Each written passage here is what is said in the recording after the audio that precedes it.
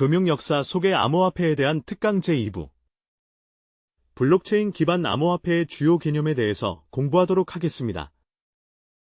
블록체인, 디지털 화폐와 암호화폐 중 우선 블록체인을 알아보겠습니다. 빨간색으로 되어 있는 게 블록체인입니다. 블록체인을 한마디로 정의하면 인터넷 위에서 정보, 콘텐츠, 가치 교환의 수단입니다. 다음으로 디지털 화폐는 블록체인을 반드시 쓸 필요는 없습니다. 중앙은행이 발행하는 디지털 화폐인 시비, DC 같은 것들이 반드시 블록체인 기반은 아닙니다. 디지털 화폐가 블록체인을 쓴다면 그와 같은 디지털 화폐를 암호화폐라고 정의합니다. 즉 암호화폐는 특히 가치의 교환에 특화된 블록체인의 핵심 요소입니다. 그리고 디지털 화폐는 블록체인 기반 암호화폐로 진화하면서 크게 발전하게 되었습니다. 기술적인 관점에서 블록체인은 비대칭 암호 기반 분산 장부 기술입니다. 구체적인 내용은 뒤에서 살펴보겠습니다. 그럼 암호를 왜 쓰느냐? 위변조를 방지하고 이중지불을 방지하기 위해서입니다. 이중지불이라건 복사하기, 붙여넣기 못하게 한다는 겁니다. 우리가 인터넷 시대가 되면서 음악 mp3 파일을 한 개 만들면 홍길동에게도 보낼 수 있고 이순신에게도 보낼 수 있습니다. 근데 내가 가진 돈 1만 원이라면 그렇게 복사하기, 붙여넣기 하여 두 친구에게 보내면 안 됩니다. 그래서 그걸 방지하는 이중지불 방지 기술이 필요합니다. 그 다음에 블록체인의 목적은 탈중앙성, 불변성, 투명성, 익명성입니다. 탈중앙성은 가치 주권이 나에게 있다는 겁니다. 무슨 말이냐? 지금 만약 우리나라에 급변 사태가 발생했다고 가정해봅시다. 그럼 정부에서 가장 먼저 할 일 중에 하나는 개인의 국외 송금을 막고 개인이 하루에 인출할 수 있는 돈도 얼마 이하로 제한할 겁니다. 실제 2022년 러시아가 우크라이나를 침략했을 때 우크라이나에서 그런 일이 있었습니다. 하지만 블록체인 상의 암호화폐에 대해서는 정부가 그런 제약을 둘 수가 없습니다. 우리가 지금 블록체인 상의 개인 지갑에 암호화폐가 있으면 정부의 그런 조치가 있더라도 그 돈을 어디 보내거나 받거나 하는 금융주권이 나에게 있습니다. 불변성이라는 개념과 관련하여 기존 금융 시스템에서 우리가 국민은행에서 우리은행으로 송금을 한다고 가정해봅시다. 그럼 내 계좌로부터 100만 원이 송금되어 내 통장에 해당 출금 내역이 바로 찍히니까 송금이 즉각된 거고 장부에 바로 반영이 된 거라고 생각합니다. 하지만 사실은 나의 계좌에만 쓰여진 거고 실제 원장인 은행 장부에는 당일이나 며칠 후 자정에 반영이 되면서 은행 간 정산이 이루어지는 방식입니다. 신용카드 같은 경우에는 정산까지의 시간이 더 늦어질 수도 있습니다.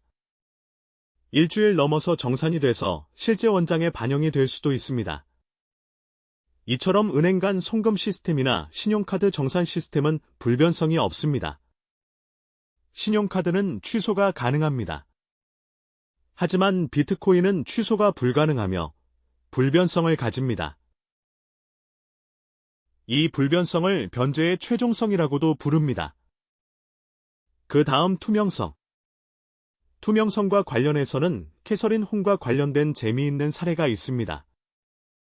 캐서린 혼이 미국의 법무부 차관보였던 2012년도에 실크로드 사태로 해서 비트코인이 불법적인 일에 많이 사용이 되었습니다. 마약이라든지 무기거래라든지. 그래서 차관보가 비트코인을 수사해서 기소하라는 명령을 받습니다. 그런데 캐서린 혼이 수사를 해보니까 비트코인이 굉장히 투명한 겁니다. 무슨 말이냐면 한번 장부에 기록이 되면 그 장부를 추적을 해서 모든 자금의 흐름을 명확하게 파악할 수 있다는 사실을 발견합니다. 그리고 비트코인을 기소하려다 보니까 기소 대상이 명확하지 않다는 문제가 곧바로 드러났습니다. 특정 개인이나 특정 기관을 지정할 수도 없었고 전 세계에 분산되어 있는 노드 전체를 기소하는 것도 현실적으로 불가능했기 때문입니다. 이 과정을 지켜보던 캐서린 호는 오히려 이런 구조가 불법적인 거래를 추적하는 데 도움이 될 수 있다고 판단했습니다. 그래서 비트코인을 단속할 대상이 아니라 오히려 양성화해서 활용해야 한다는 결론에 이르게 됩니다. 그래서 결국 비트코인은 기소할 수도 없고 기소해서도 안 되며 오히려 양성해야 한다는 내용의 보고서를 제출하게 됩니다. 이러한 결정은 이후 비트코인을 바라보는 관점에 큰 영향을 미쳤고 지금까지도 매우 유명한 사례로 널리 언급되고 있습니다. 다음은 익명성입니다. 우리가 앞에서 블록체인이 매우 투명하다고 이야기했지만 이 투명성이 누가 누구에게 보냈는가를 직접 알려주는 것은 아닙니다. 블록체인에 기록되는 정보는 단지 16진수로 이루어진 긴 문자열일 뿐입니다. 이 문자열이 실제로 누구의 것인지 밝혀지기 전까지는 거래 내역을 따라가도 그 주인을 특정하기가 쉽지 않습니다. 그래서 블록체인에는 일정 수준의 익명성이 존재합니다. 북한의 해킹 조직이 비트코인을 사용할 때도 원리는 동일합니다. 이들의 지갑 주소는 이미 대부분 공개돼 있기 때문에 그 지갑에서 이동하는 자금 흐름은 충분히 추적할 수 있습니다. 다만 처음 그 지갑 주소를 접한 사람 입장에서는 주인이 누구인지 바로 알 수 없기 때문에 일정한 익명성이 존재합니다. 이 익명성을 더 강화하려는 시도들도 몇 번 있었습니다. 대표적으로 영지식 증명을 활용한 구조가 등장했고 지켓이 같은 암호화폐가 그 예입니다. 이런 방식은 송신자와 수신자를 완전히 숨기려는 기술이었습니다. 하지만 국제적으로 트래블 룰이 도입되면서 거래 주체를 확인해야 하는 규제가 강화됐습니다. 그 결과 익명성을 지나치게 높인 암호화폐들은 사용이 제한되면서 최근 많이 쇠퇴한 상황입니다. 블록체인은 암호화된 분산 장부 기술입니다. 여기서 분산 원장이라는 개념이 중요합니다. 기존 금융 시스템에서는 우리가 은행에 송금하거나 출금 오 입금을 하면 그 거래가 은행의 내부 장부에만 기록됩니다. 그 장부는 중앙에 존재합니다. 물론 은행의 전산 서버가 화재나 해킹 같은 위험에 노출될 수 있기 때문에 여러 안전장치를 마련하고 백업 시스템도 구축해 놓습니다.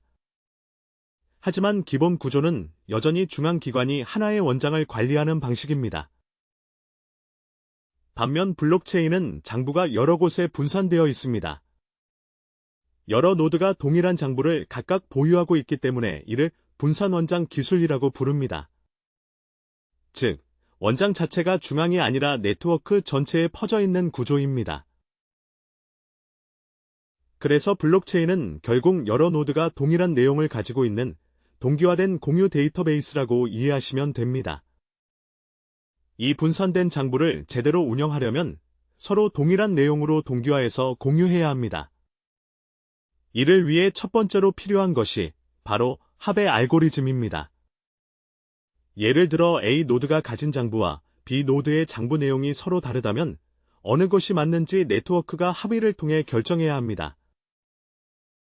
두 번째로, 각 노드가 이 시스템을 유지하려면 전기와 장비 같은 자원이 듭니다.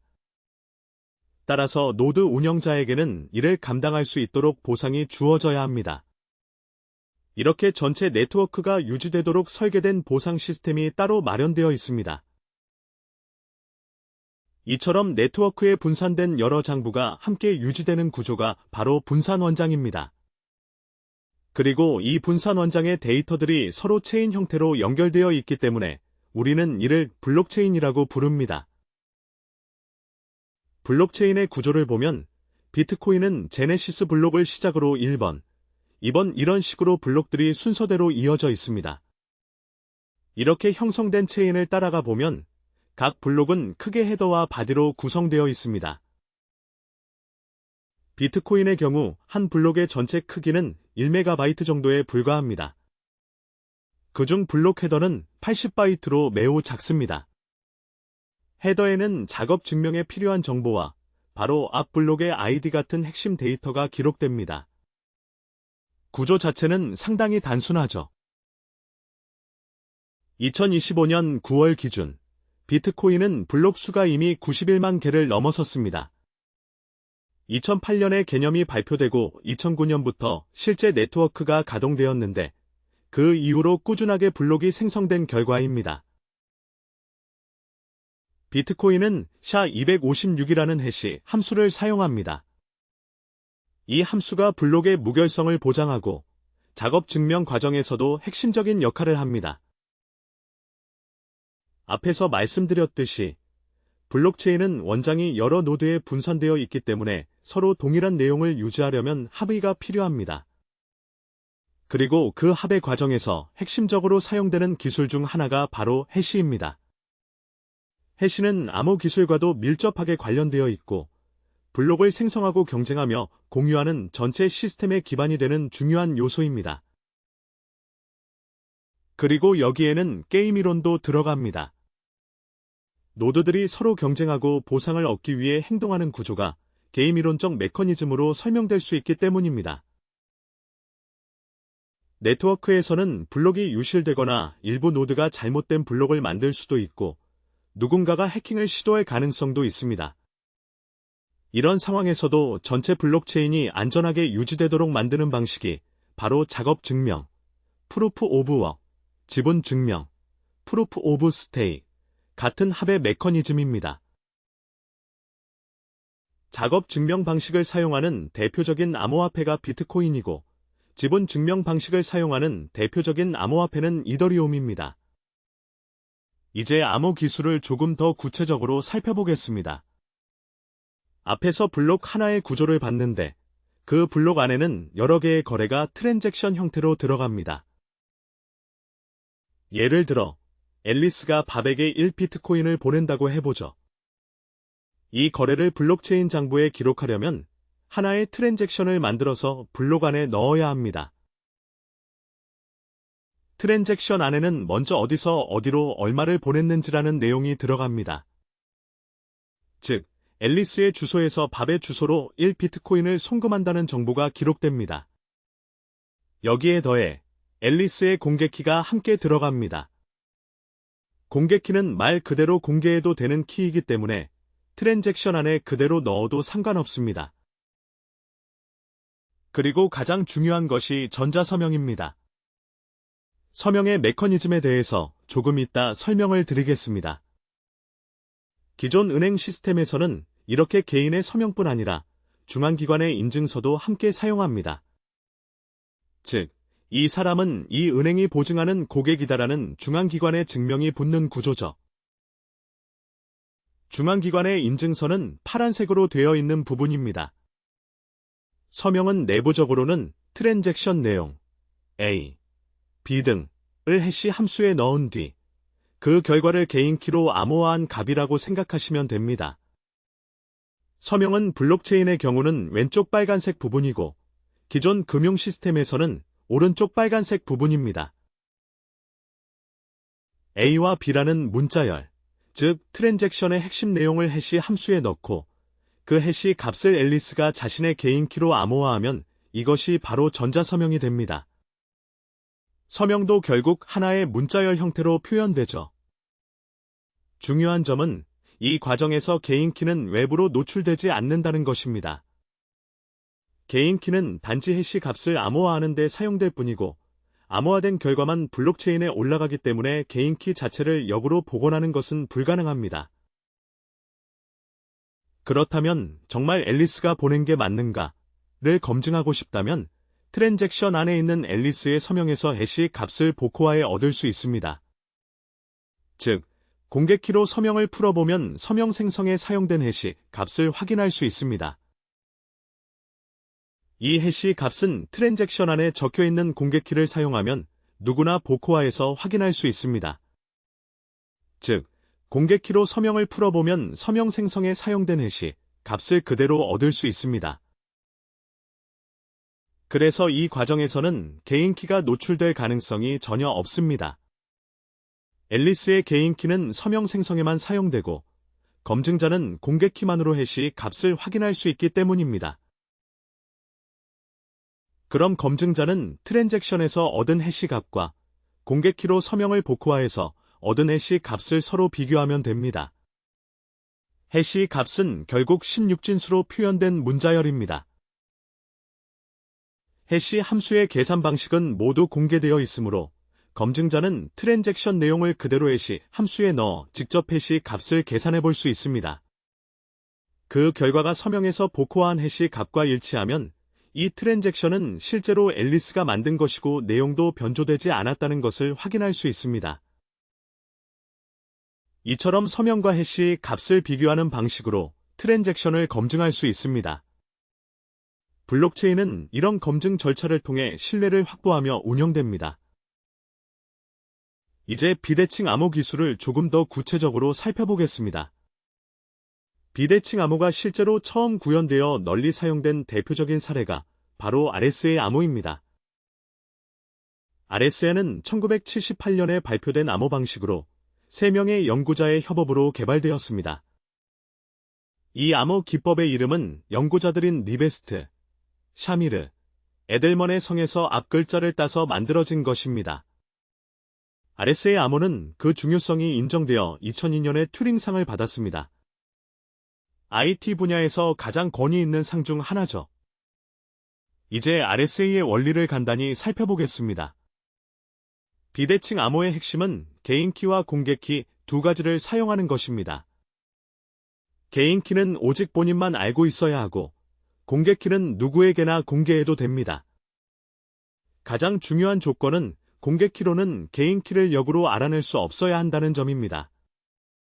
이 성질을 만족시키는 대표적인 수학적 기반이 바로 소인수분해 문제의 난이도입니다. 아주 큰 수를 하나 공개해도 그 수를 소인수분해하는 것은 현재의 슈퍼컴퓨터로도 사실상 불가능합니다. 우리가 우주가 끝날 때까지 계산해도 소인수를 찾기 어렵다는 말이 있을 정도죠. 그래서 큰 합성수에는 공개해도 되고 실제 비밀이 되는 정보는 그 뒤에 숨은 두 소수의 조합이 됩니다. 그래서 이런 소인수분해의 어려움이 바로 비대칭 암호 구조, 즉 개인키와 공개키 체계에 정확히 들어맞습니다. 내부적으로는 복잡한 정수 연산이 사용되는데 이 부분은 정수론이나 암호론 강의에서 자세히 다루는 내용이니 핵심 개념만 이해하셔도 충분합니다.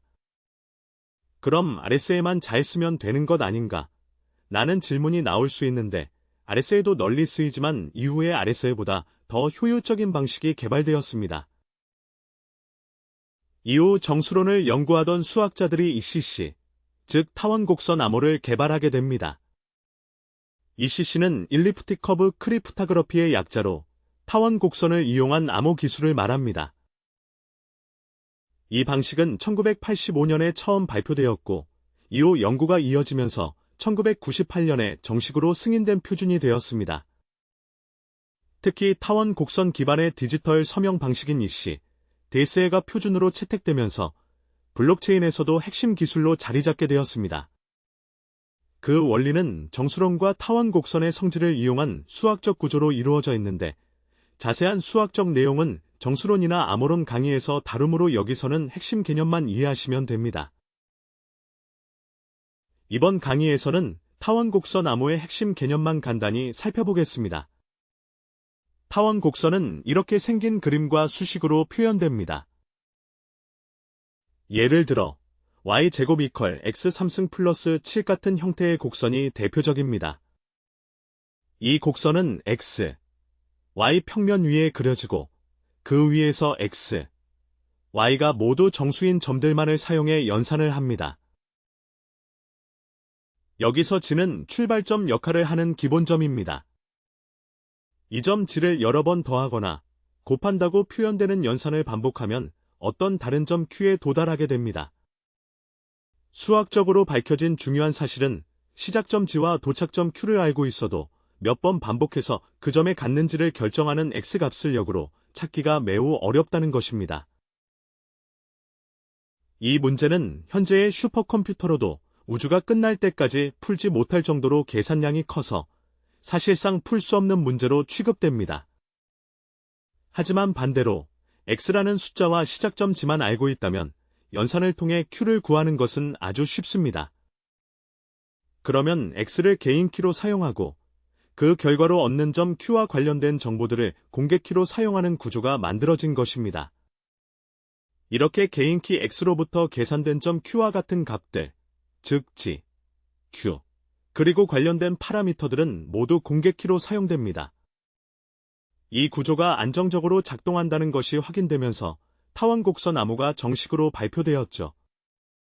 또 한 가지 큰 장점은 타원 곡선 암호는 RSA보다 훨씬 작은 키 크기로 동일한 수준의 보안을 제공한다는 점입니다.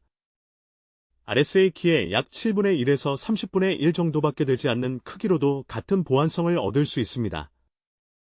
이 때문에 비트코인, 이더리움 등 대부분의 블록체인은 현재 타원 곡선 기반 암호를 표준으로 사용하고 있습니다.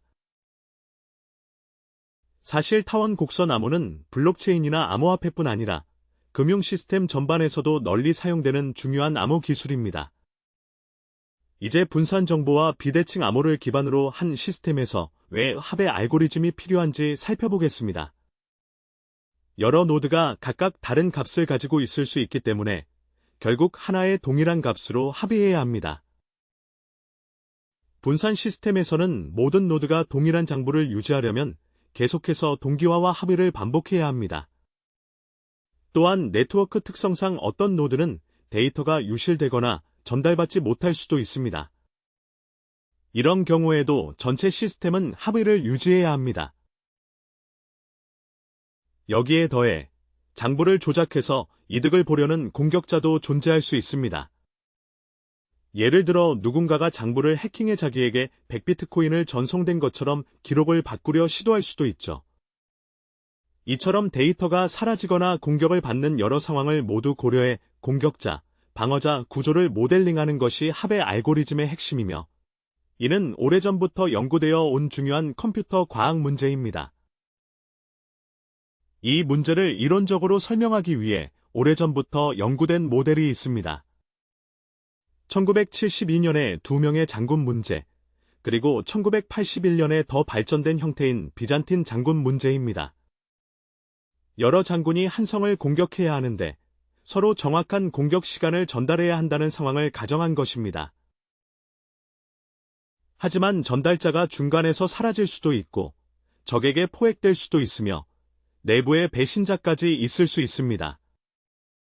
즉, 메시지가 유실되거나 조작될 위험이 있는 환경에서도 정확히 같은 결정을 내려야 하는 문제가 생기는 겁니다. 블록체인도 본질적으로 같은 문제를 겪습니다. 이 네트워크에서 언제 공격할지를 결정하는 장군들의 문제처럼 노드들끼리 어떻게 동일한 값을 합의할 것인가가 핵심이죠. 이때 이론적으로 정립된 개념이 비잔틴 장애 허용, 바프티, 비젠틴 폴트 탈러런스, 입니다. 이 이론에서 중요한 결론은 전체 노드 중 3분의 1 이하만 장애 노드나 악의적인 노드여도 적절한 알고리즘을 사용하면 시스템이 정상적으로 합의에 도달할 수 있다는 것입니다. 이 원리를 바탕으로 여러 합의 알고리즘이 개발되었고 대표적으로 프랙티컬 BFT, 텐더민트 등이 있는데 텐더민트는 코스모스 블록체인에서 사용하고 있습니다. 그 밖에도 아우로보로즈, FT 스마우트 같은 알고리즘들이 등장했고 이들은 3분의 1 규칙을 만족하면 안정적으로 작동합니다. 하지만 비트코인처럼 전 세계에 아주 넓게 분산된 네트워크에서는 누군가가 전체 노드의 3분의 1을 장악하는 것이 경제적으로나 기술적으로 사실상 불가능합니다. 그래서 비트코인은 이 구조 덕분에 지금까지 안정적으로 작동해온 것입니다. 결국 합의 알고리즘은 공격자와 방어자가 맞붙는 일종의 게임 구조라고 보시면 됩니다. 그래서 이러한 구조를 이해하다 보면 자연스럽게 여러 가지 게임 이론이 등장하게 됩니다. 이처럼 공격자와 방어자 간의 상호작용을 모델링하는 과정에서 다양한 게임 이론이 활용됩니다. 그리고 게임 이론이 또 중요한 역할을 하는 분야가 바로 스마트 계약, 스마트 컨트랙트입니다. 스마트 계약은 정해진 규칙과 조건을 코드로 작성해 자동으로 계약을 체결하고 실행하는 기술입니다. 비트코인에서는 기본적으로 송금 같은 단순 기능만 가능하죠. 비트코인도 아주 제한된 형태의 스마트 계약 기능이 있지만 본격적인 프로그래밍 환경을 제공한 것은 이더리움입니다. 이더리움 등장 이후에는 다양한 로직을 스마트 계약으로 구현할 수 있게 됐습니다. 이 스마트 계약을 설계하고 운영하는 과정에서도 게임 이론이 활용됩니다. 예를 들어 참여자들이 이익을 극대화하거나 자원을 어떻게 배분할지, 협력, 경쟁 상황에서 어떤 전략을 선택할지 등을 분석하는 데 게임 이론이 필요합니다. 즉, 특정 행위에 대해 어떤 보상이 주어지는 것이 타당한가, 또 어떤 전략이 시스템 전체의 건전성을 유지하는가 등을 판단하는 이론적 기반이 되는 것이죠. 결국 스마트 계약은 참여자들의 선택과 전략을 자동으로 평가하고 그 결과에 따라 보상을 분배하는 구조를 갖추고 있습니다. 스마트 계약의 등장은 블록체인을 단순한 송금 도구에서 한 단계 더 발전시킨 계기가 되었습니다. 그 결과 블록체인 기반의 경제 시스템이 본격적으로 확장되었습니다. 이 스마트 계약을 가장 먼저 널리 도입한 대표적 사례가 바로 이더리움입니다. 블록체인의 역사를 보면 초창기에는 블록체인이라는 용어가 거의 쓰이지 않았습니다. 당시에는 모든 것을 그냥 비트코인이라고 불렀죠. 리플이든 솔라나든 어떤 코인을 하더라도 사람들은 통칭해서 나 비트코인 한다고 말할 정도로 비트코인이 이 분야를 대표하는 이름처럼 사용됐습니다. 비트코인이 등장하면서 블록체인이라는 개념도 함께 알려지기 시작했는데요. 비트코인을 가만히 들여다보면 이 기술이 어느 날 갑자기 어떤 천재 한 명에게서 나온 게 아니라는 걸 알 수 있습니다. 사실은 약 40년에 걸친 연구, 기술 발전, 그리고 디지털 화폐에 대한 수요가 축적된 결과입니다. 그렇다면 그 40년 동안 어떤 분야의 연구가 이어져 왔을까요? 대표적으로 네트워크 이론, 인터넷 기술, 암호 이론, 그리고 게임 이론이 있습니다. 인터넷과 네트워크 기술이 분산 구조의 기반을 만들었고, 암호 이론이 안전한 거래 구조를 제공했습니다. 여기에 게임 이론이 더해지면서 탈중앙화된 시스템을 어떻게 안정적으로 유지할까를 설명할 수 있게 된 겁니다. 이러한 요소들이 결합해 비트코인 블록체인이 만들어졌고, 그 이후 더 다양한 형태의 블록체인과 암호화폐가 발전하게 되었습니다. 이런 기술적 흐름 속에서 초기 디지털 화폐인 디지캐시가 1980년대에 등장했고, 이 기술은 약 20년 뒤 비트코인의 탈중앙화 구조가 탄생하는 데 큰 영향을 주었습니다. 이와 관련해 중요한 기술들이 1970년대부터 차례로 등장했는데요. 예를 들어 1974년, 1976년, 1978년에 나온 여러 암호학 네트워크 기술들이 지금의 블록체인 기반을 형성하는 핵심 요소가 되었습니다. 이 흐름과 직접적으로 연결되는 중요한 기술 중 하나가 1983년에 데이비드 샤옴이 제안한 블라인드 서명 기술입니다. 추적 불가능한 전자지불을 구현하기 위한 시도로 이후 디지털 화폐 연구의 출발점이 되었습니다. 그리고 1989년에는 같은 데이비드 샤옴이 디지캐시를 개발해 본격적인 전자화폐 시스템을 시도했습니다. 이 기술들이 훗날 비트코인의 아이디어 형성에 큰 영향을 주었습니다. 이후 1994년과 1997년을 지나면서 작업 증명 개념이 제안됐습니다. 이 아이디어는 나중에 비트코인의 핵심 합의 알고리즘이 되는 중요한 역할을 하게 됩니다. 1996년에는 이골드 같은 초기 디지털 화폐 실험이 등장했고, 1998년에는 비트코인과 유사한 개념을 가진 여러 전자화폐 프로젝트들이 시도되었습니다. 이런 실험들이 누적되면서 시스템 구조가 조금씩 정교해졌고, 마침내 2008년에 지금 우리가 알고 있는 현대적 비트코인이 완성된 것입니다. 이제 블록체인 역사를 기술적 관점에서 조금 더 살펴보면 그 뿌리는 1962년의 분산통신 개념에서 시작됩니다. 즉, 블록체인보다 훨씬 이전부터 분산 네트워크 기술의 기초가 연구되고 있었다는 의미입니다. 1960년대 후반부터 핵심 기술들이 차례로 등장합니다. 1969년에는 최초의 패킷 스위칭 네트워크가 구현되었고, 이는 현대 인터넷 기술의 기초가 되었습니다. 이어서 1976년에 공개키라는 개념이 처음 제안되었지만 당시에는 실제로 구현되지 못했습니다. 그리고 1978년에 비로소 RSA 암호가 등장하면서 공개키 암호가 현실화됩니다. 이 기술들이 쌓여서 지금의 블록체인 기술 기반을 이루게 된 것이죠.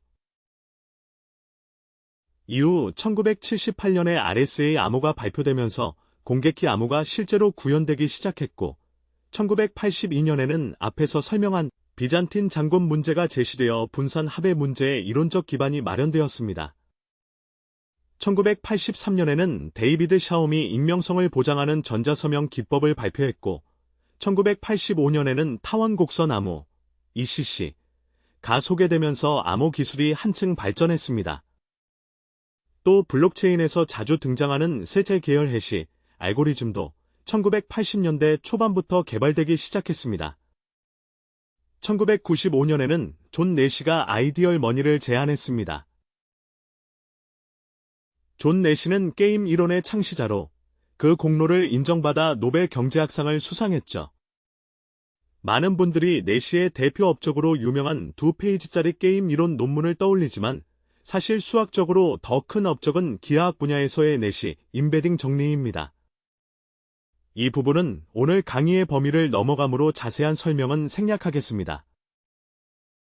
그 이후 1997년에 작업 증명의 개념이 구체적으로 정리되었고 2002년과 2006년을 거치며 관련 기술들이 점차 발전했습니다.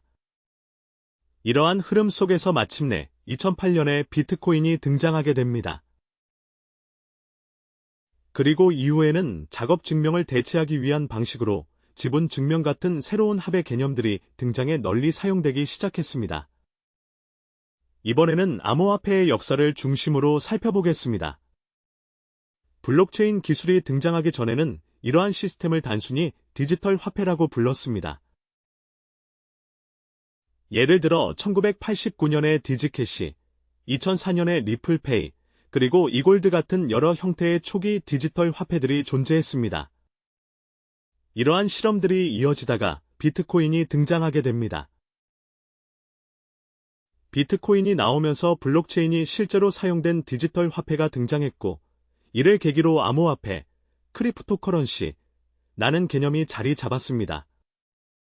이후 비트코인 구조를 참고해 라이트코인 같은 코인들이 만들어졌고 리플처럼 대규모 활용을 목표로 한 프로젝트들도 나왔습니다. 2015년에는 스마트 계약을 도입한 이더리움이 등장했고 앞에서 언급한 익명성 강화 기술과 관련해 지캐시 같은 프로젝트도 등장했습니다. 이런 흐름을 통해 디지털 화폐에서 암호화폐로 기술이 어떻게 발전해 왔는지 살펴볼 수 있습니다. 블록체인과 암호화폐 이야기를 하다 보면 암호경제, 토큰경제, 크립토 이코노미, 프로토콜 경제 같은 다양한 표현이 나옵니다. 하지만 의미적으로는 거의 같은 개념이라고 보시면 됩니다. 1990년대 인터넷이 본격적으로 등장하기 전까지 세계 경제는 대부분 중앙집중형 경제 구조였습니다. 즉, 한 기업이 석유도 팔고, 컴퓨터도 팔고, 가전제품이나 패스트푸드까지 모두 공급하는 식의 중앙화된 모델이 일반적이었죠. 그러다가 인터넷이 등장하고 인터넷 기반의 플랫폼 경제가 만들어지기 시작합니다. 이 플랫폼 경제를 기반으로 구글, 유튜브, 페이스북, 아마존, 우버 같은 기업들이 크게 성장했습니다. 그리고 이후 블록체인과 비트코인이 등장하면서 앞으로는 프로토콜 경제가 새로운 경제 모델이 될 수 있다는 전망도 나오고 있습니다. 아직 어느 기업이나 주체가 이 분야를 주도할지는 정해지지 않았기 때문에 그만큼 새로운 기회도 많다는 뜻입니다. 플랫폼 경제에서 프로토콜 경제로 넘어가는 흐름을 웹의 발전 단계로 보면 흔히 웹 1.0, 웹 2.0, 웹 3.0으로 구분합니다. 웹 1.0은 1990년대부터 2000년대 초반까지 이어졌고 이 시기에는 커뮤니티 중심의 정적 웹 환경이 주류였습니다. 하지만 시간이 지나면서 웹은 점점 빅테크 중심 구조로 이동하게 됩니다. 초기 인터넷 기술인 TCP, IP, SMTP, HTTP 등은 모두 오픈소스 기반이었지만 웹 서비스 품질이 중요해지자 점차 기업 내부에서 관리하는 인하우스 앱들이 주도하기 시작했습니다. 오픈소스에는 개방성과 확장성이라는 장점이 있고 인하우스 시스템에는 보안, 성능, 일관성 관리가 용이하다는 장점이 각각 존재합니다. 웹 3.0은 블록체인과 밀접한 개념인데 핵심은 웹 1.0과 웹 2.0의 장점을 모두 살려 탈중앙화된 애플리케이션, 즉 DF를 사용하자는 것입니다. 사실 인터넷의 시작은 원래 탈중앙화 철학에서 출발했습니다. 하지만 시간이 지나면서 거대 기술 기업이 플랫폼을 장악하게 되면서 인터넷이 다시 중앙화되어 버렸죠. 웹 3.0은 이 흐름을 다시 원래의 탈중앙화 방향으로 돌려보자는 움직임이라고 이해하시면 됩니다. 이렇게 인터넷이 중앙화되면서 거대 기술 기업들은 막대한 부를 얻게 되었습니다. 웹 1.0 시절이나 기존 중앙화 경제 구조와 비교해도 지금의 구글, 애플, 마이크로소프트 같은 기업들은 훨씬 더 큰 영향력과 부를 갖게 되었죠. 웹 2.0이 정보의 인터넷을 만들었다면 웹 3.0은 이 가치를 특정 기업에 집중시키지 않고 모두에게 공정하게 배분되는 가치의 인터넷, 즉 가치 기반 블록체인 생태계를 만들자는 것이 핵심 철학입니다. 웹 2.0은 비확장형 다극화 구조입니다. 소수의 플랫폼이 대부분의 가치를 가져가면서 플랫폼 중심으로 힘이 집중되는 구조죠. 반면 웹 3.0은 확장형 다극화 구조입니다. 프로토콜을 기반으로 해서 가치를 참여자에게 넓게 분산시키는 방향으로 발전합니다. 웹 2.0의 트러스트풀 구조란 중앙화된 주체를 믿는다는 뜻입니다. 구글이 되었든 애플이 되었든 스위프트 같은 기관이 되었든 우리는 그 중앙 기관을 신뢰하고 시스템을 이용하게 됩니다. 반면 웹 3.0의 트러스트리스 구조는 중앙에서 믿을 대상이 없다는 의미입니다. 모든 것이 분산되어 있어서 특정 기관을 신뢰할 필요 없이 시스템이 스스로 작동하는 구조죠. 탄소 배출량 거래 시스템이 블록체인 기반 웹 3.0 트러스트리스 구조의 대표적인 예라고 볼 수 있습니다. 금융 관점에서 보면 웹 2.0 금융 시스템에서 가장 큰 이익을 얻는 사람들은 소수의 자본가들입니다. 그래서 웹 3.0에서는 이 가치를 다수의 참여자에게 더 넓게 돌려주자는 방향으로 발전하고 있습니다. 기존 금융 시스템의 핵심 개념은 예대마진과 지급준비율이었습니다. 예대마진은 은행이 예금 금리와 대출 금리의 차이로 얻는 수익을 의미하죠. 이 구조가 웹 2.0 금융의 중심 메커니즘이었습니다. 웹 3.0의 금융에서는 디파이, 즉 탈중앙 금융이 중심이 되고 여기서는 다수의 참여자가 이익을 얻는 구조가 만들어집니다. 이때 핵심적인 경제 메커니즘이 바로 오토매틱 마켓 메이킹, 자동 시장 조성입니다. 이 메커니즘은 가격 형성과 유동성을 자동으로 조정해주기 때문에 누구나 제한 없이 시장에 참여할 수 있는 환경을 제공합니다. 웹 2.0 시대에는 금융 시스템 자체에 큰 위기가 여러 번 있었습니다. 대표적으로 1997년 동아시아 금융위기, 그리고 2008년 글로벌 금융위기를 들 수 있습니다. 웹 3.0 시대에도 큰 위기가 있었습니다. 2021년에는 붓다빔 사태가 있었고, 그리고 2022년에는 루나 테라 사태도 발생했습니다. 웹 2.0 금융에서는 대출이 주로 투자, 사업, 주택 마련 같은 목적에 활용되었습니다. 반면 웹 3.0에서는 아직까지 투자가 중심이지만 앞으로는 대출과 기타 금융 서비스까지 모두 포용하는 방향으로 발전하고 있습니다. 경제 활동에서는 신용을 얻고 그 신용을 활용해 다양한 경제 활동을 이어가는 것이 핵심입니다. 웹 2.0의 신용은 전통적인 조건에 기반합니다. 직장이 있어야 하고 빚을 빌리면 반드시 상환해야 하며 이런 요소들이 모여야만 신용이 형성되죠. 반면 웹 3.0에서는 신용을 만드는 방식이 달라집니다. 소울바운드 토큰 같은 개념이 하나의 예가 될 수 있고, 이와 유사한 블록체인 기반 신용 시스템이 다양하게 연구되고 있습니다. 유튜브나 페이스북 같은 플랫폼에서 활동 기록이 신용을 만들듯 웹 3.0에서는 블록체인 네트워크에서의 행동과 기록이 새로운 형태의 신용을 만들어내는 기반이 될 수 있습니다. 그리고 웹 2.0 시대의 핵심은 주주 자본주의였습니다. 웹 2.0의 주주 자본주의에서는 결국 주주만 이익을 얻는 구조가 됩니다. 예를 들어 배달의 민족이 큰 성공을 거두고 그 회사를 유럽의 딜리버리 히어로에 매각했을 때 가장 큰 이익은 대주주들에게 돌아갔습니다. 하지만 배달의 민족이 성장하는 동안 실제로 플랫폼을 지탱했던 소상공인, 음식점 업주들, 그리고 소비자들은 그만큼의 이득을 얻지 못했습니다. 이것이 웹 2.0 구조의 한계였습니다. 웹 3.0의 토큰 이코노미에서는 기업이 토큰 기반으로 운영되면 이익이 주주에게만 가지 않고 기여한 모든 참여자가 함께 보상을 받는 구조가 만들어집니다. 즉, 모두가 함께 성장하고 함께 이익을 얻는 경제 모델이 바로 토큰 이코노미입니다. 콘텐츠 관점에서 보면 웹 2.0은 디즈니 같은 대형 기획사 중심 구조였지만 웹 3.0에서는 중소형 기획사와 창작자들에게 훨씬 더 많은 기회가 열리는 구조입니다. 앞서 일부에서 변동성 이야기를 하면서 자산 가격의 작은 움직임은 본질적인 중앙 특성이 아니라고 설명드렸습니다. 또 비트코인은 매우 변동성이 큰 것처럼 보이지만 그 안에서도 변동성에 노출되지 않고 거래할 수 있는 구조가 가능하다는 점을 언급했죠. 그 대표적인 예가 바로 스마트 계약 기반의 거래 방식입니다. 예를 들어 소비자가 아파트 인테리어 공사를 맡기려고 한다고 해봅시다. 사업자를 선정해서 계약을 맺는데 만약 계약이 어그러지면 문제가 생기죠. 돈을 줬는데 시공이 엉망일 수도 있고 반대로 공사는 제대로 했는데 소비자가 대금을 안 줄 수도 있습니다. 이런 분쟁은 결국 법원 같은 중앙화된 기관에 의존할 수밖에 없는 구조입니다.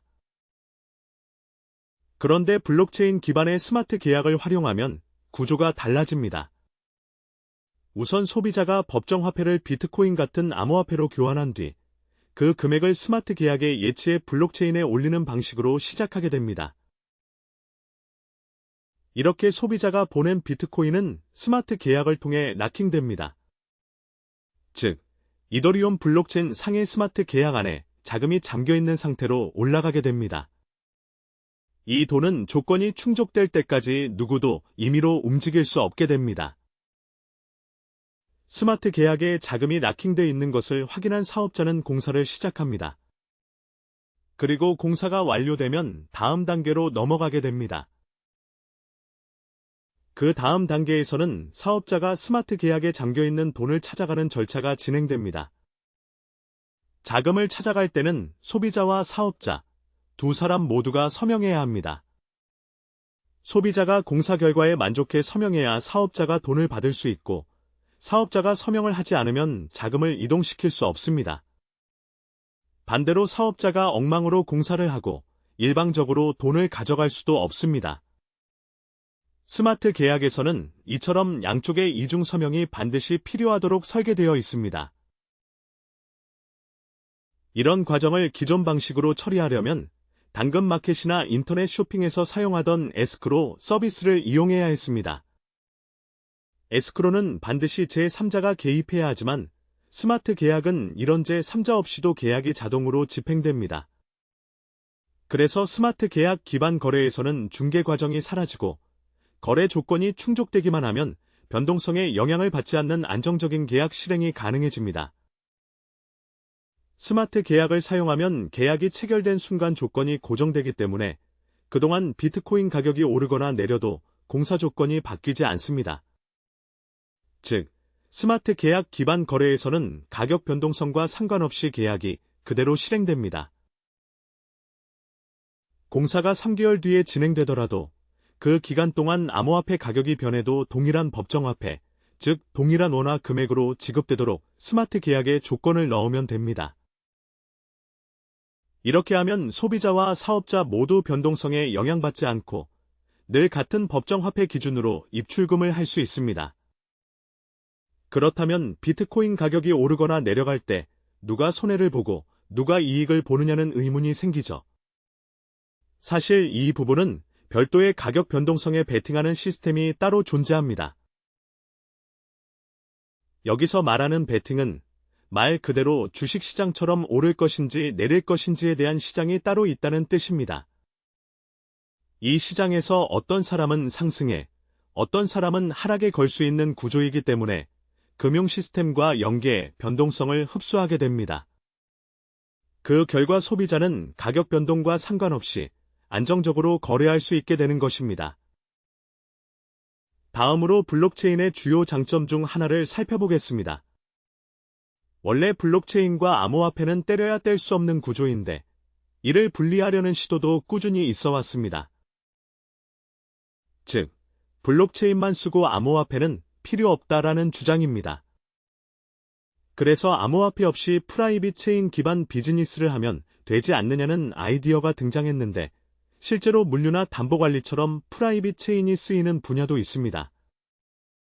하지만 이 경우 여러 노드를 유지하려면 서버 몇 대 운영하는 것보다 훨씬 많은 비용이 들게 됩니다. 그래서 효율이 낮다는 고민이 항상 따라붙습니다. 이걸 굳이 분산 구조로 해야 하나? 라는 근본적인 질문이 생기는 것이죠. 사업 성격에 따라 필요할 수도 있고 아닐 수도 있기 때문에 갈등이 생깁니다.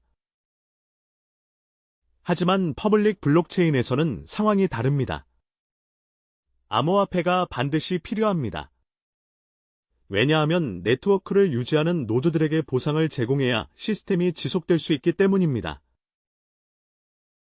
그래서 퍼블릭 체인은 비용이 많이 들고 노드 수도 많아서 겉보기에 비효율적으로 보이지만 그 대가로 훨씬 높은 수준의 신뢰성과 통제권을 얻습니다. 이런 이유로 퍼블릭 블록체인에서는 암호화폐가 필수적입니다. 또 하나 자주 제기되는 비판이 바로 비트코인은 전기를 너무 많이 쓴다는 점입니다. 암호화폐의 필요성과 전기 사용 문제 관련하여 우리나라에서는 2018년 초에 공개적으로 크게 토론한 적이 있습니다.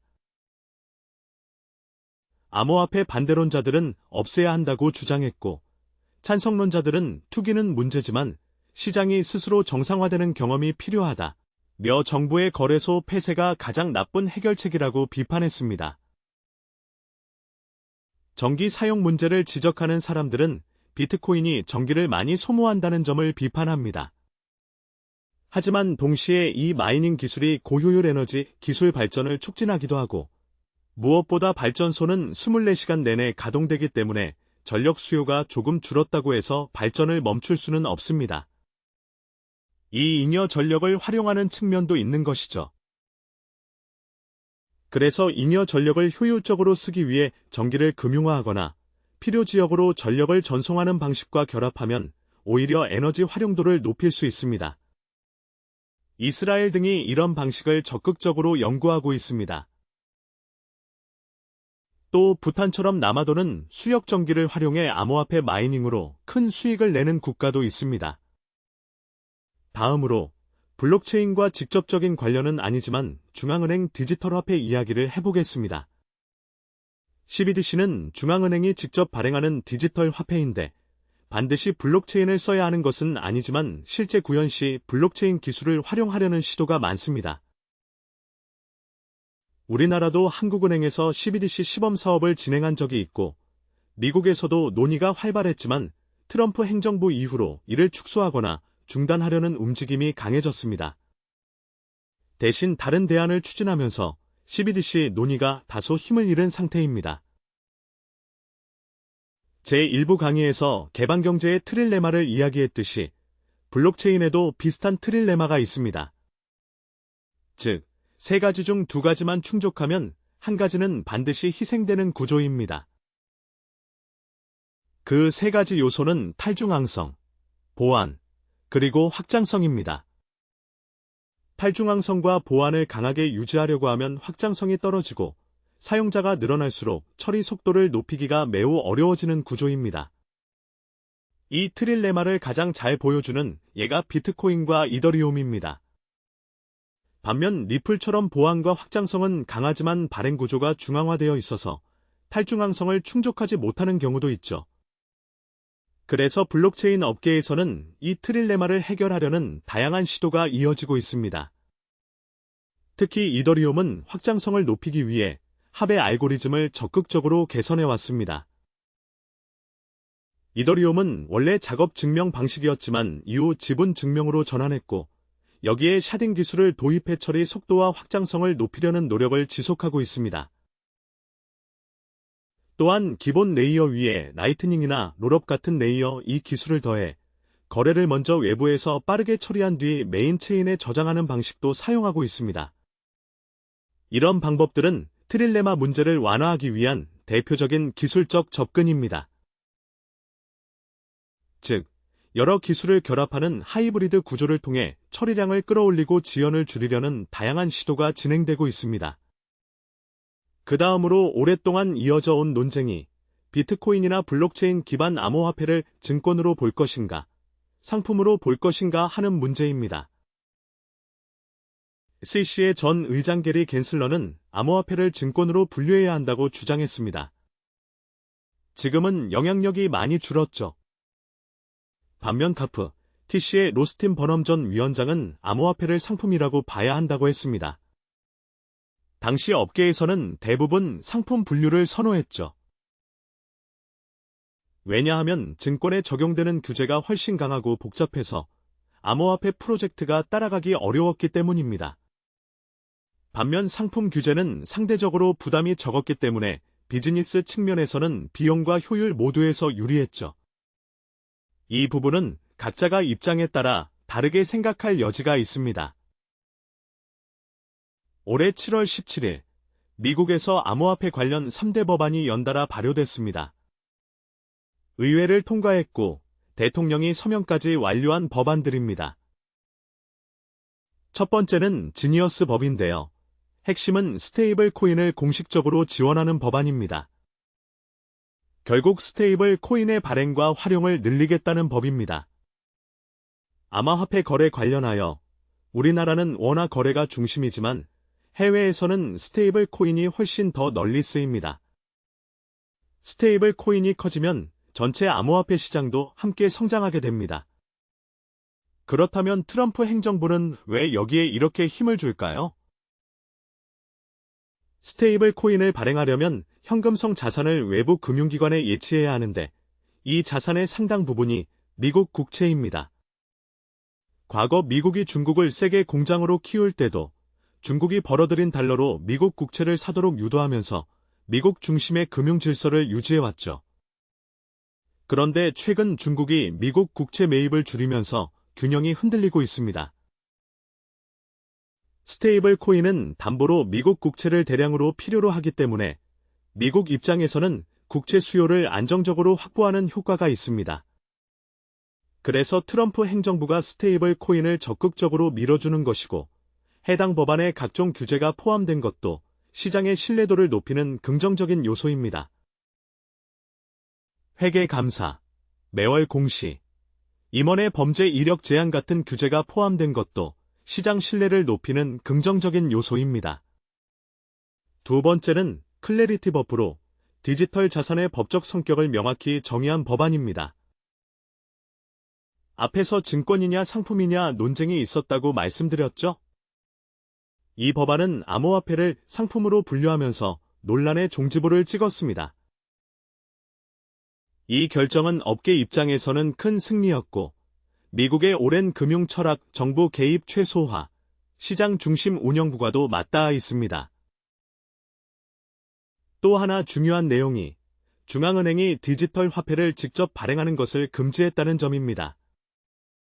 즉, 중앙은행 디지털 화폐를 막고 발행권을 민간에만 준 것입니다. 이는 민간 금융의 자유를 더 강하게 보장하겠다는 취지이며 미국의 건국 이념과도 맞물려 있습니다. 그래서 이러한 방향의 법안이 등장했다고 볼 수 있습니다.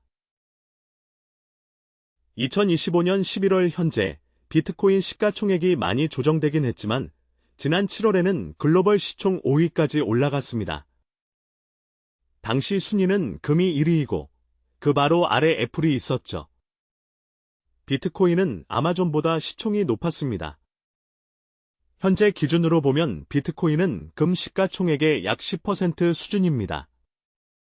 만약 비트코인이 금 시총의 15%나 20%까지 간다면 어떻게 될까요?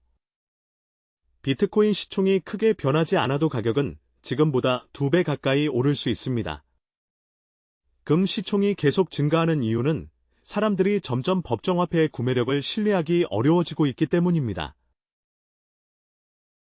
예를 들어 미국의 총부채는 약 5경 700조 원입니다. 만약 비트코인이 이 부채의 일정 비율만큼만 가치 저장 수단으로 채택된다면 시총은 크게 변할 수 있겠죠. 그래서 단순히 비트코인이 오른다기보다 금, 주식, 비트코인 모두가 같이 올라 보이는 이유는 사실 법정화폐 가치가 더 빠르게 떨어지고 있기 때문이라고 볼 수 있습니다. 비트코인은 지금까지 4번의 반감기를 거쳤습니다. 2012년, 2016년, 2020년, 그리고 2024년에 반감기가 있었죠.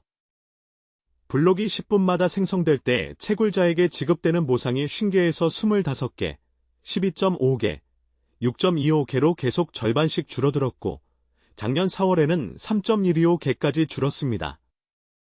이렇게 공급량이 정해져 있기 때문에 비트코인을 디지털 금이라고 부릅니다. 오른쪽 카툰은 트위터에 올라온 재미있는 풍자인데 1998년에 20달러로는 슈퍼마켓에서 이 정도 물건을 살 수 있었다는 그림입니다. 2014년에는 같은 20달러로 살 수 있는 양이 이 정도로 줄어들었고요. 반면 비트코인 가치는 올라서 같은 시점에는 비트코인으로 더 많은 물건을 살 수 있게 됐습니다. 하지만 미국 달러는 2019년에 20달러로 장바구니 손잡이 하나 살 수 있는 수준이 됐습니다. 하지만 비트코인은 2019년 기준으로 수십 대의 장바구니를 꽤 채울 만큼의 구매력을 가지게 되었습니다. 그리고 2024년에는 비트코인으로 코스트코 전체를 살 수 있다는 식의 그림도 나왔는데 그건 어디까지나 재미로 보시면 됩니다. 그렇다면 앞으로 화폐의 미래는 어떻게 될까요? 과거에는 근본이제가 오랫동안 유지됐습니다. 지폐가 처음 발행된 이후 브레턴 우즈 체제가 끝난 1971년까지도 사실상 근본이 체제였습니다. 그런데 1974년 이후 신용화폐 체제로 전환되면서 과도한 유동성이 공급되기 시작했습니다. 이 체제가 앞으로 어떻게 변할지는 여전히 알 수 없습니다. 비트코인이 새로운 본위 자산이 될 가능성도 이론적으로는 존재하지만 이는 여러 가능성 중 하나일 뿐입니다. 재미삼아 상상해볼 수 있는 정도로 보시면 됩니다. 이상으로 제2부 금융역사 속의 암호화폐를 마치고 블록체인과 암호화폐의 핵심 개념을 살펴봤습니다. 다음 제3부에서는 거시경제 지표를 수집하는 API를 다뤄보겠습니다.